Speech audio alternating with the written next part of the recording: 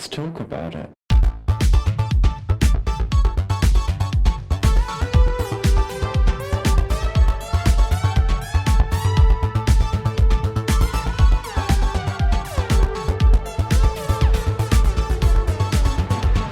Hello and welcome back to Thicc Radio, the podcast where we talk about gaming and everything in its orbit. I'm James. And I'm Tim, so let's get into it. Tim, how are you today? To be honest, I am a little bit stressed, which actually leads perfectly into what we're talking about today, which is navigating stress and hunger. Yes, because I don't know about you, dear listener, but Tim and we're the type of people who, we're not stress eaters, we're stress starvers. And Christ, the amount of times I have, found myself in the middle of an anxious situation, wishing I could make myself eat, because I just think to myself, God, I would be the size of a fucking mountain if I was a stress eater. But no, I'm a stress starver. And I would like to kick off this episode by reaching out to you, dear listener, if you have any tips or tricks on how to actually, genuinely, realistically, genuinely navigate stress and hunger. I'd love to hear it.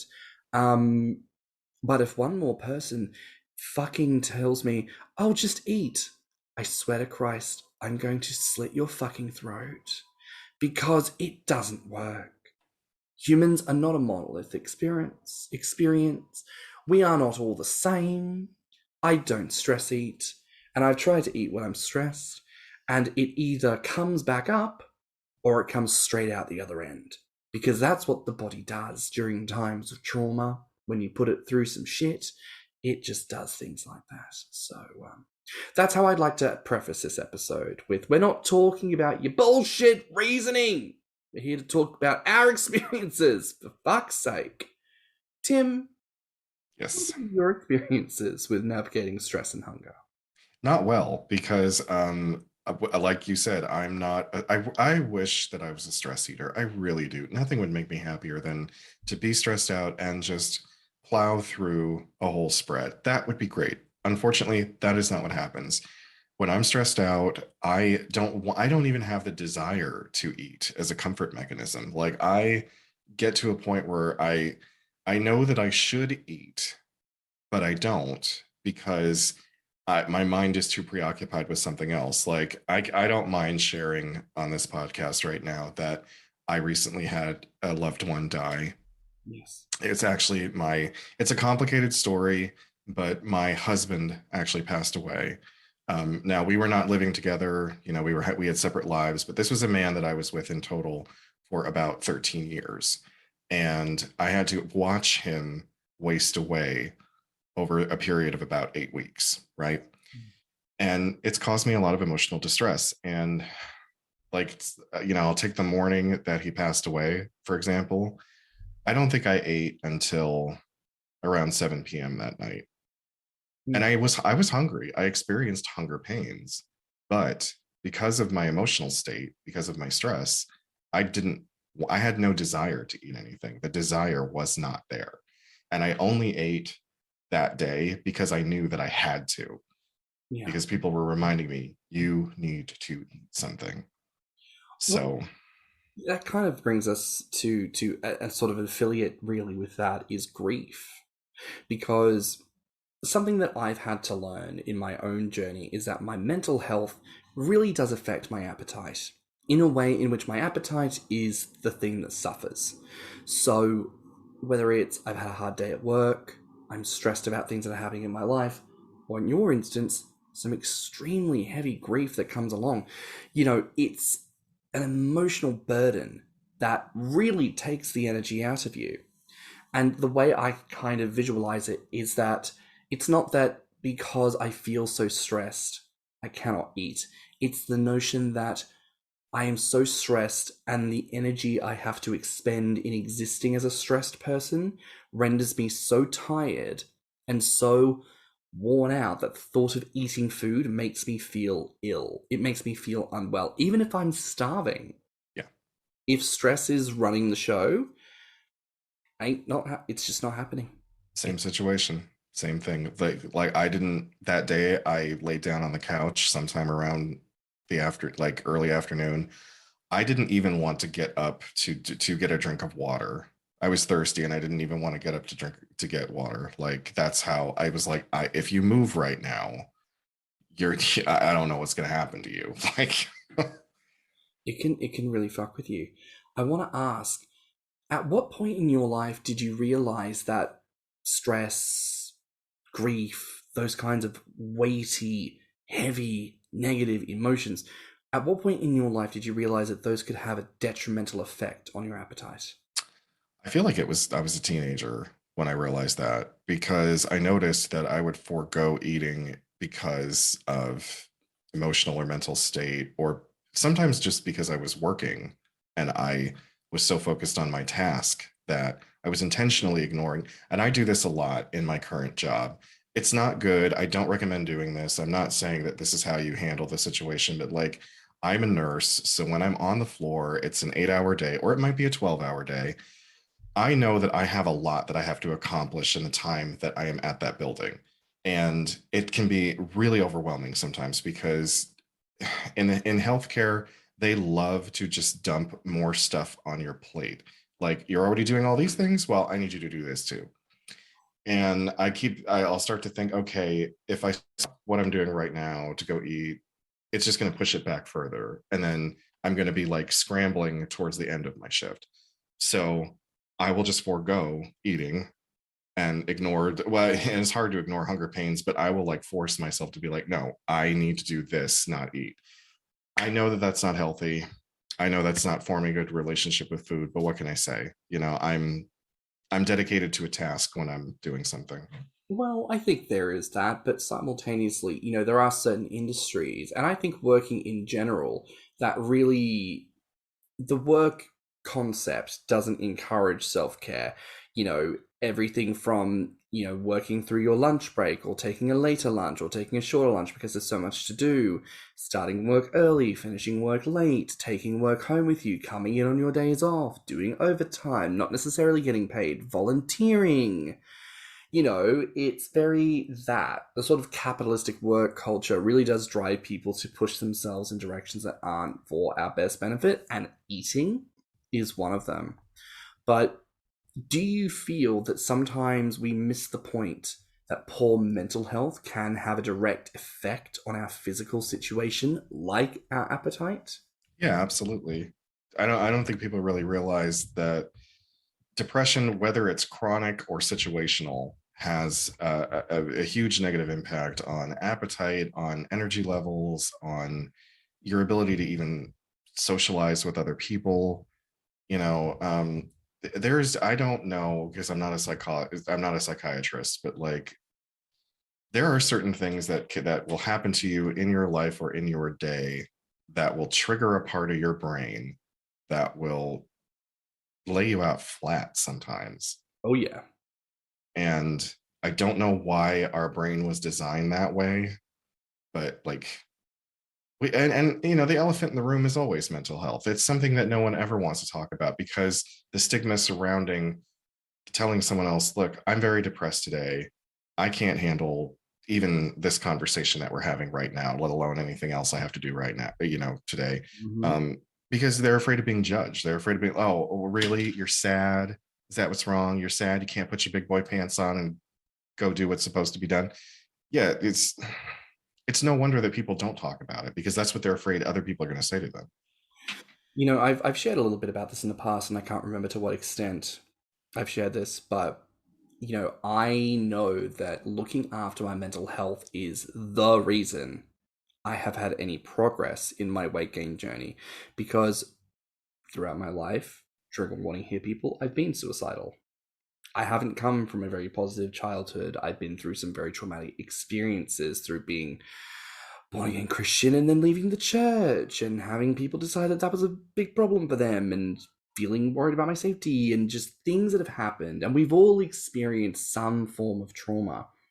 But I also come from a horribly British background of parenting, wherein No, we don't go to the doctor. We don't go to the doctor unless you're dying. And if you're dying, you better be dying properly. You better be dying right now, because otherwise, why would you go to a doctor? You don't need a doctor. You just need Vaseline. Put Vaseline on it. You'll be fine. You need a glass of water. You're not hungry. Have a glass of water. How about you shut up? You know what my mother would say? She'd say, have a teaspoon of concrete and harden the fuck up, princess. That was my mother's go-to phrasing for things.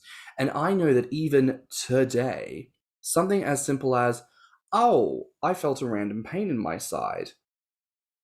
Guess I'll ignore that until I either see fucking insectoids crawling out of my flesh, or until my leg rots and drops off, or until I start vomiting up blood. I won't take myself to the doctor because I'm not dead. I'm not wounded or that physically impaired. I'll just suffer. I mean, I'm only pissing blood, but it's only a little bit. I'll be fine. Just a little bit, Just tints the bowl a little bit, but it's fine. God, and I can even remember my suicide attempt and thinking to myself afterwards, like, oh, I just blanked out. It's not a big deal. I'm just on my way to get some food. And I was just continuing to walk down the road as if I hadn't blanked, woken up laying on the middle of a highway, as if that meant nothing. And it's like, that is a degree to which poor mental health can fuck you up. Your poor mental health would be like, just lay down in the middle of the road and wait for an 18-wheeler to spread you out the next couple of miles of roadworks. Like, no, it's not good. It's not healthy. It's not, no. And look, that's on the more extreme end of things. Let's bring it back a little bit to just the simple stress and navigating hunger. But, it is all connected. Looking after my mental health and prioritizing my mental health is the reason why I was able to love myself enough to start showering more frequently. And because I cared about my hygiene, I cared about what I wore. And because I cared about the way in which my clothes fit me, and I cared about myself enough to put food in my mouth, I cared enough to buy new clothes when I would outgrow my clothes. I cared enough to tailor my look to the way that I wanted to be. And so while that is perhaps on the more extreme end of things, it is very much interconnected. So I want to ask for you, Tim, what tools do you have to encourage eating when you're feeling stressed or having a poor mental health day? So this has been really recent, but I guess I've rediscovered the joy of cooking. Because, for a little while there, I was like, I fucking hate cooking. I hate it. It stresses me out. Fuck, I don't like to cook anymore. Someone else cook for me. But I think during that 8 weeks that I was, watching my husband slowly die, I remember I left the hospital one day and I was feeling so down and just like, what the fuck am I going to do? That just down the street from the hospital is a farmer's market, and it's like the oldest one in Cleveland. And so I went there and I scoped around. I found what did I make that night? I think I ended up really splurging and making filet mignon. But so I bought that, and I bought fresh produce, and it made me feel better to have this task to accomplish, and it made me feel better to then enjoy the fruits of my labor. And I was eating, so plus there, that's been my way of coping lately. Yeah, I love that. I find that routine, and in fact, not even routine, ritual is what helps me. So as much as we can be critical of religious groups and, perhaps with some recent decisions made by a certain Supreme Court of a certain country, perhaps, religious decisions aren't always the best thing. But rituals can be helpful. For example, something I will do as a ritual now is go for a walk. If I can identify that I'm feeling confused or uncertain or frustrated, whether or not I want to talk to someone, I put out of my mind. Because if I have the chance to talk, I will talk. But if I'm still sat, I'm just waiting for someone to possibly get back to me, possibly be available. Who knows? Whereas I can guarantee myself that I can go for a walk. Nothing's stopping me from going for a walk, even if the weather is shit. The weather is raining, I'll put on my comfy long tracky dacks, my fluffy, comfy cotton long trousers that tuck into my shoes, and I'll put on my big, fluffy coat that I can zip all the way up to my chin, and I can actually have it so that I tuck my arms in so the arm sleeves are like loose flapping at the side, but I've got this big cavity where I can just hug myself and hold myself and stay nice and warm and toasty, and I've got my big, buffy earphones on, and I can put my hood over my head, and I just look like another guy walking around in the rain. But I'm listening to music, or I'm listening to a podcast, or talking to a friend, and in that moment I'm in this perfect little bubble where I'm able to love on myself and do something that makes me feel good. I used to do something kind of similar, although it is a bit morbid. So I don't know if this is for everybody, but sometimes a walk among the tombstones actually helps me gain a lot of perspective. There are a lot of cemeteries in Cleveland, and a lot of them are quite ornate because they date back to the 1890s. So there are quite a few cemeteries here that have mausoleums that are beautifully landscaped and everything. And sometimes a walk amongst them does help clear my head. I know that might not be for everybody because, death triggering, but it helped me out. Well, I mean, grave sites, tombstones, graveyards, they're quiet. They're quiet places. And, a lot of original grave sites weren't meant to be restrictive zones. They were meant to be parks that you would engage with people in. There are photos in these Victorian times, people would have teas in the graveyard. That used to be how people would fund them. It never used to be sort of like a government thing. You never used to have to charge lavish for burial. It was people would just go to the parks and just enjoy a tea in it because it was always kept manicured and quiet and relaxed. I don't see that's a problem with that necessarily, though of course if death and all of that is triggering to you, please don't fucking go. Be a little thinking about those things. Like I said, it's not for everybody. Not for everyone. But if I were to sort of like dumb down or reduce down, so to say, my thing of walking, it's the physical manifestation of taking myself out of my situation. If I'm sat at home, I've had a long day at work, or I've got a message from someone that's been a little bit triggering or disappointing, it's picking myself up, putting something in my ears that will help me to distract myself, and then walking. Because I find that even if I'm working, I'm a pacer. I'm someone who likes to pace around, to think, and I talk with my hands, and I'm very physically expressive. So therefore, physical motion lets me feel a bit better. And I can say that as distinct to having and going for a drive, because I've gone for a drive with my partner before. It doesn't necessarily feel as freeing or relaxing. When I'm walking on my own, I'm physically moving my body, I'm activating my legs and my brain and my thoughts and my awareness to my surroundings. It's very grounding. So even if I'm listening to music or looking at directions, I'm still physically present and aware of the world immediately around me. I'm coming out of the thing in my head that's got me kind of wrapped up and stepping outside of that. Let me ask you a question that I think we already know the answer to. How does the community in general respond to conversations around lacking hunger when you're stressed? Number one answer, eat, just eat. Well, I would love to. That would make me very happy, but I don't want to. That's the issue. Unless you can climb inside my brain and switch off the thing that makes me, not want to eat right now. I'm sorry, but that's not actually helpful. Yeah. And we are very quick as a community to sort of like pave over someone's experience and stipulate, well, this is just how it is. This is just the community. Get used to it. Get over it. Blah, blah, blah, blah, blah, blah, blah. How about no? I don't have to do jack shit, mate. If I'm struggling, I would like some support on that. And, I think we've had this conversation before. Discretion and sensibility is required. Develop with yourself a friend base of people who you can lean on and turn to in such times of trauma so that you can have that love and support. But, as a generalized community, I do think we struggle. We rely on the concept of like, oh, you're stressed, eat. Oh, you're depressed, eat. Wouldn't that be great? Turn it into a positive. Yeah, that would be great.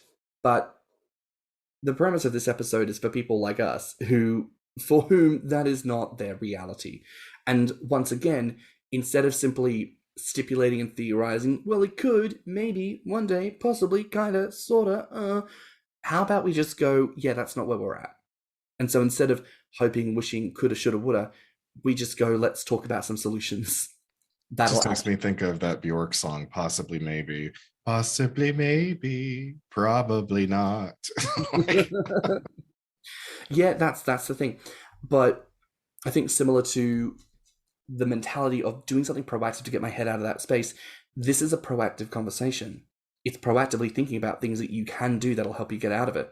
Think about things that bring you joy. Think about things that help you to feel invigorated or change the topic.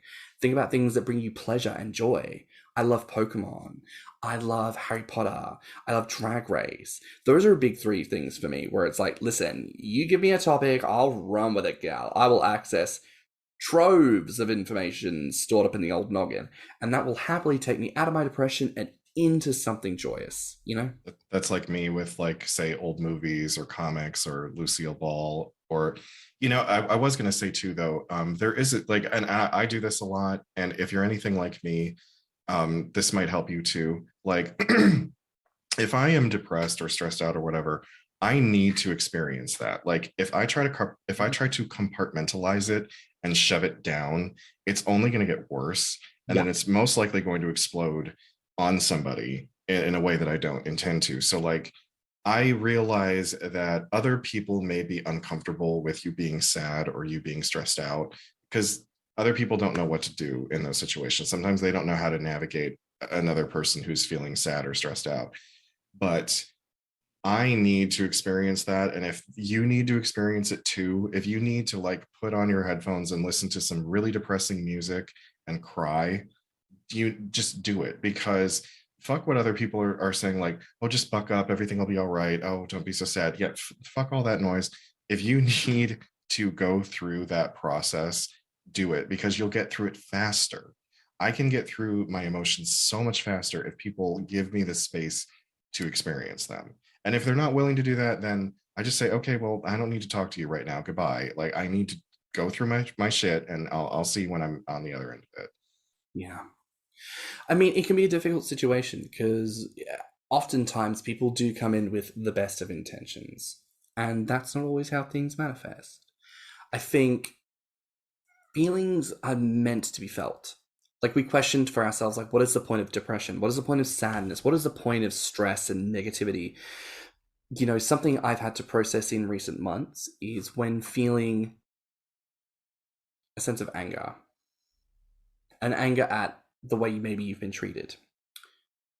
That's a response from the part of you that loves you because you've been disrespected. The reason why you feel angry is because, well, what about me? What about my rights? What about my emotions? What about my experience? What about me? What about what I'm going through? It's the part of you that loves you enough to complain to the waiter and say, listen, the food was shit. I'm sorry, it came out cold. There's hair in my food. I'm not trying to be difficult. I'm just trying to have a good fucking meal. I paid for this. I would like my meal served the way it's supposed to be served. And even in saying that, I can already feel that sort of social stigma going, no, don't say anything. Just let it go. They're probably having a hard day. Like, no. To an extent, do what you want, but also love yourself enough to defend yourself in those moments. So it's like, our emotions are a signpost to something that's happening. When we're feeling stressed about a situation, it's because whatever's happening to us is a lot. And it's a signpost that says you need to deal with this pressure. You need to find a way to start offloading this pressure so that you can start to deal with the emotion. You can start to deal with that. Like you say, if you bury it, it's going to come out in another way. And it may not be as pretty. It may end up damaging other people, other aspects of yourself. So just do the right thing. I do have a bit of a controversial question for you. Mm-hmm. Because we had that point before that, people love to tell people, oh, my appetite increases when I'm stressed, and, it can be used as a way to kind of palm off the conversation. Could this be perceived as the community gaslighting individual mental health experiences? Well, on the whole, I don't think so. But certain individuals, maybe, because we do know that there are people within the gainer community who are very obsessed with the way that they think you should be doing something. Like how fast you should be growing, how fast you should be getting, and then there are individuals who they may message you out of the blue and they could be like, oh, you look so good, how's your gaining going? And if you're honest with them, because sometimes people are just blatantly honest, and they're like, honestly, I'm stressed out right now. Things are not going so great for me. I've got a lot of turmoil happening in my personal life. I'm not really inspired to eat right now. And that individual, if they have no couth or sympathy, may come back with, oh, well, it's all going to be fine. Just keep eating. Eat right now. Go get something right now. Eat right now. Why aren't you eating? Like, so I feel like on the whole, the community doesn't do that, but there are individuals within it that take that tactic. I would agree. I certainly think that, as a community mindset, I can understand why we think that way. And I'm not against a pro-fat or a pro-eating approach to things in life. But, I think we can acknowledge that when things aren't the best for people, that something generalized that doesn't really address the situation doesn't help.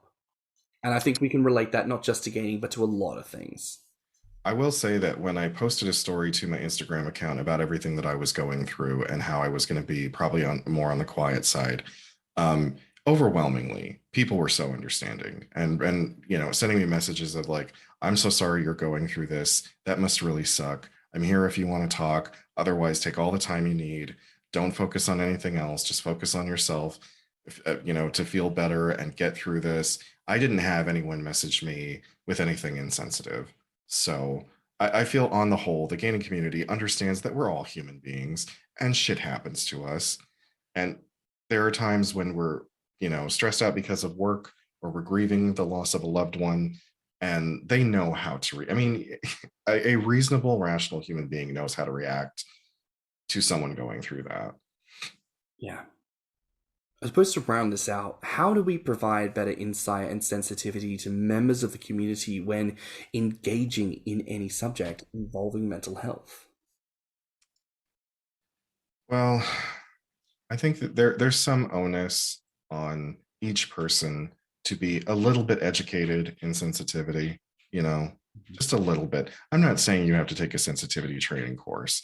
I'm not saying you have to earn a degree in social work or psychology to empathize with people. But that's the thing, is remember that empathy is a really powerful tool to help others get through what they're going through. I'm not saying that you have to just fall all over yourself to be, like, you don't have to be that overeager person. But like I said, a lot of the messages that I got that I appreciated were messages like, I'm sorry that this is happening to you right now. I understand how difficult this must be for you. Take the time that you need. Don't worry about anyone else. It's always going to be here when you get back. That's the kind of thing that I need to hear when I'm going through stuff like this. Those are the messages that I really appreciate. That's honestly all you have to do. You don't have to do more than that, really. Like, if I need to read, and I have a great support system, I have amazing friends, I have you, I have an amazing family. Like, if I need to talk to people, people are ready and willing, So from the community itself, just that saying of, I get it, I understand, you worry about you right now. That's all I need. And that's all it takes. I have one tip for people who, how am I going to word this? Okay, so like if you know someone who's going through something really traumatic, the worst thing that you can say to somebody is, I know what you're going through. Please never say that to anybody. Yeah. Never say that to anyone, out in or out of the community. Never say, I know what you're going through. And I realize it is coming from a place of, oh, I've been through something traumatic too, so I can understand your perspective. The problem with saying, I know what you're going through, is you don't know what a person's going through because everybody's different. Yeah. Everyone experiences something differently. Everyone goes through a different emotional gamut. Everybody deals with the stress differently. So it's kind of condescending to say to someone, I know what you're going through. Like, that's my PSA on that. Like, don't say I know what you're going through. If you need to say something, say, I can imagine that this must be very difficult for you. There are very few people in this world who will have the ability to look you in the eye and say, no, I know exactly what you're going through, because it's such a specific situation and scenario that by virtue of speaking about it, it's like, oh yeah, you did go through that. Like, yeah. Unless you have been like, I don't know, uh, shipwrecked with somebody on the same deserted island, Yeah, or like you don't know what I'm going you through. both got abducted by the same psychopath or something. Like, you could Like, never understand what I'm going through. Like, no, actually, I know exactly what you're going through. Like, yeah, that's a very specific example, but like, yeah, that person would understand. Or even more generally, people who were kidnapped as children and then found later as adults. It's like, no, you don't know that exact situation for being the nature of the person who kidnapped you or how long you were kidnapped for, but it's like the act of being taken. Yeah, that person could relate to you. That person could relate to that experience and say, I know what you're going through. Because in that moment, it's a unifier for something that's more niche and it's more like grounding you in humanity. You're not alone in the world, yeah. right? And Like, I think also, like, if we want to go even more general than that, just grief. Like, someone has like, someone has had a loved one pass away, and you've had a loved one pass away. Like, you can say, I remember what I felt like when my so and so was gone. Grandmother, uncle, father, mother, whatever. You can say that. You can be like, I remember how bad I felt when that happened. But again, don't ever say, oh, I know exactly what you're going through because mine passed. No, because relationships are different, experiences are different. But I can appreciate someone saying, hey, I remember what it was like for me. So yeah, very that point. And I don't know. For me, if it's like, how can we provide better sensitivity? It's just taking a moment and really asking yourself, like, is it relevant for you to reach out to that person, to speak to them? Think about what it is you want to say to them. Like, just. oh, and also don't take it personally if you have reached out to that person and they haven't gotten back to you yet. And they might not, because they might be being inundated at the moment. Or they And could. you might simply slip through the cracks. It doesn't mean that they didn't appreciate it. It doesn't mean that they don't care. There's a lot of reasons to be distracted when you're stressed out or grieving. So don't take it personally. It doesn't mean that they didn't appreciate it. It just means that you got lost in the shuffle. Yeah, 100%. Sometimes I think if you're approaching someone else's grief and trauma and stress, and somehow your emotions mean that the way you respond to it or process that makes it about you, that's an indicator that you're not approaching this healthily or for the right reasons. There is a type of joking that I can handle in a time of grief or stress. And then there's a level that I can't. I have a particular family member who likes to deflect everything with humor. Everything is deflect, deflect, deflect. And I very clearly remember when my grandfather passed away, I was emotional. And the day that he passed away, this family member was sitting in the same dining room with me and wanted to be really jovial and make jokes and talk about stupid memes, and like had this smirk on his face the whole time. And I realized that that was his way of dealing with it. Unfortunately, that's not how I wanted to feel at the moment. And at that moment, sitting in that dining room with my grandfather being taken out the front door, I didn't want to make jokes and I didn't want to laugh. I wanted to marinate my grief for a minute Yeah. because that's how I was going to process it. And I got snippy with him. I was like, look, dude, I don't want to do this with you right now. Tim, do you feel like there's an aspect to this we haven't touched on today? I don't think so. I think this ended up being more a conversation about grief than stress, but grief is a form of stress. So, you know, I think we have run the gamut there. Well, I think what's kind of fun in a weird way is we haven't really had much opportunity to really work through the construct of mental health, have we? And I feel like this is No. a good episode to really start to cut into that a little bit. And I do think we need to add to the list, because this is something that I don't really ever hear anybody talking about, is like long-term partnerships, marriages, boyfriends. What happens when that person passes away? Like, what do you do when, like, I think we really need to add that to the list somewhere. I realize that that's not necessarily a gaining topic, but we're gay men ourselves, and Mm. I feel like the majority of our listenership is gay men, and even if you're not gay, just human relationships in general. What do you do when the person that you love or loved, like in my case, we weren't together anymore, but that man had been such a significant part of my life. How do you navigate after they're gone?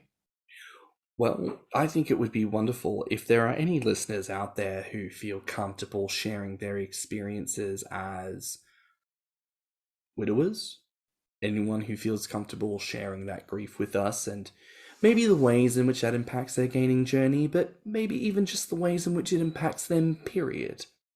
I think that would be wonderful to share that, because I think if there's one bit of recurring feedback we get about this podcast, it's how often people will say, I thought I was alone in this.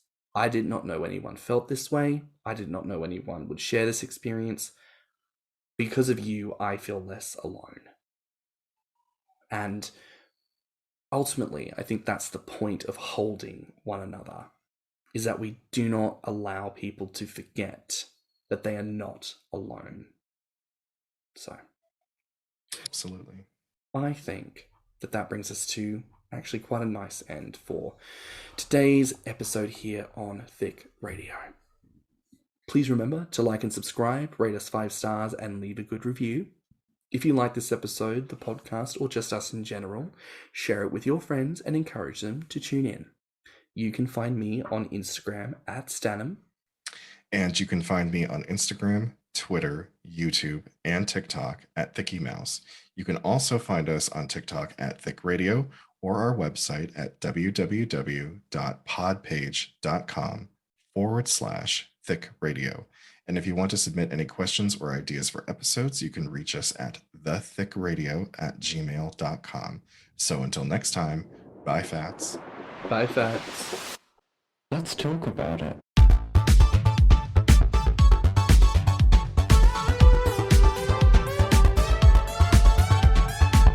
Thicc Radio is a Patreon and Anchor app podcast produced by Stan and Thiccy Mouse. Mixed and mastered by stannnum. Our artwork is provided by Lokitu. Our theme song is provided by Spotify.